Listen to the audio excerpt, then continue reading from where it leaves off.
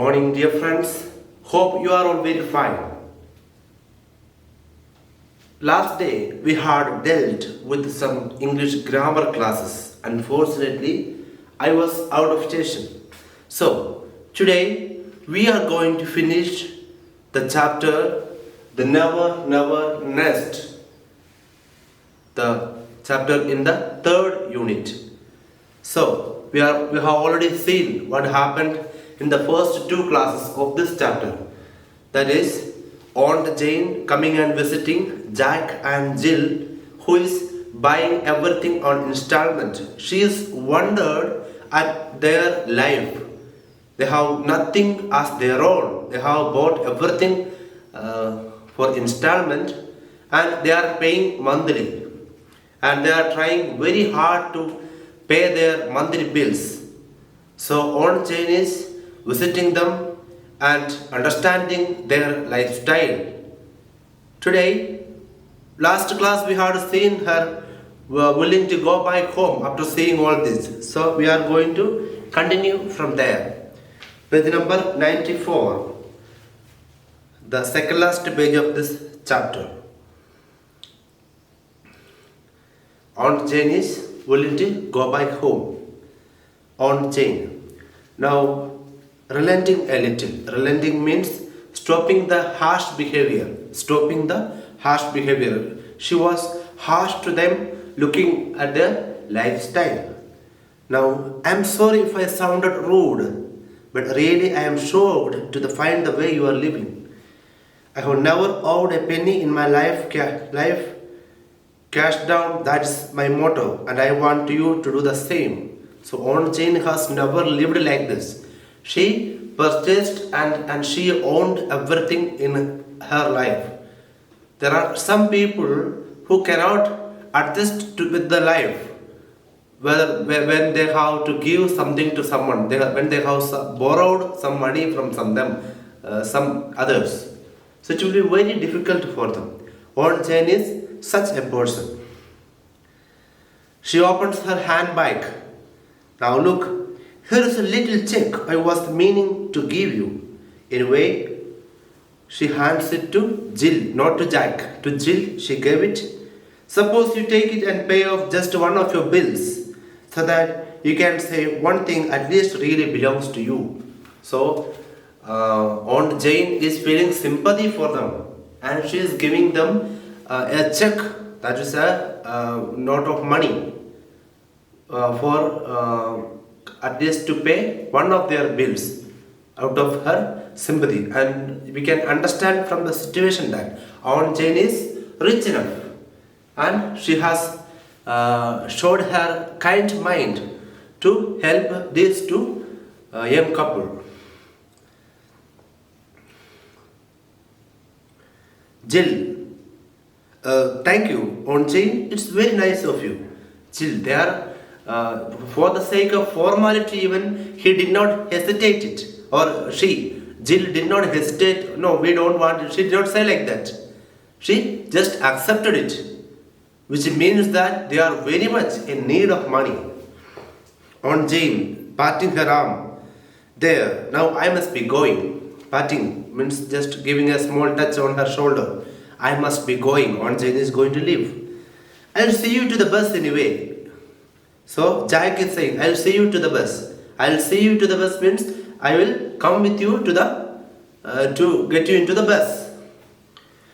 Goodbye, Aunt Jane, and thanks so much for the present. So Jill is not following her. So Jill is saying, goodbye, Aunt Jane, and thank you for the present. Aunt Jane kissing her. Goodbye, dear. Kissing on the forehead. Goodbye. So she is going by. She and Jack go out. Jill looks at the check and exclaims, 10 pounds. 10 pounds they got. Then she hurries to the table, addresses an envelope, endorses the check and slips it inside with a bill which she takes from the bag and seals the envelope. Then she rings the bell. In a moment, the nurse comes in with the baby in her arms. So, the moment she got the check, she is planning to pay some monthly payment to someone and she called the nurse to send it via post. Jill, Oh nurse, I want you to run and post this for me. I'll look after baby while you are gone. So the nurse was looking after the baby, and this Jill is sending the nurse to post that check to make a monthly payment. Certainly, madam. She hands the baby to Jill, takes the letter and goes. A second later, Jax comes in again. So the moment the maid went, the servant went out to post that check. Jack came, and Jack is saying, "Well, she's gone. What a tartar. Still, she did leave us a bit on account. How much was it?" So Jack is coming and asking, "How much was the check?" He is curious to know how much money he received. Jill is saying, £10. With a whistle, wow. Phew, with wonder. That's great. We can pay off the next 2 months on the car with that. But Jill is saying, I'm afraid we can't. Why ever not? Why? Why can't we pay? Jill, you see, I have already sent it off for something else. Nurse was just gone to post it. So the Jill has already sent it to pay someone else. Not for the car, for some other bill payment. Jake, well, that's alright. Who have you sent it to? To whom did you send? Jack is curious. He wants to know which debt is going to be less. Because they have plenty of installments. He just wants to know where she has sent it. Dr. Martin. Jack, Dr. Martin, what on earth possessed you to do that? So Jack is not happy with that. Dr. Martin, you are going to give that check to Dr. Martin. What on earth compelled you to do that? What is the reason? Why should you give that? Jill, nearly in tears. Now you are going to be angry with me. So Jill, almost about to cry, telling her husband, now you are going to be almost angry with me. Jack, I am not angry. But why waste good money on the doctor? Why waste good money on the doctor? Doctors don't expect to get paid anyway. So there was these people thought that doctors were not to be paid anyway. They just go and get the medicine and they never get. They never used to give the payment. Jill, sobbing a little. Sobbing means crying slowly. Sobbing a little. But you don't understand. But you don't understand. Jill is saying you don't understand my feeling. The lady's feeling. Jack is a little angry. Jack is asking, understand what? Why can't I understand? He is a little curious and angry. Jill, why just one more installment and baby is really ours?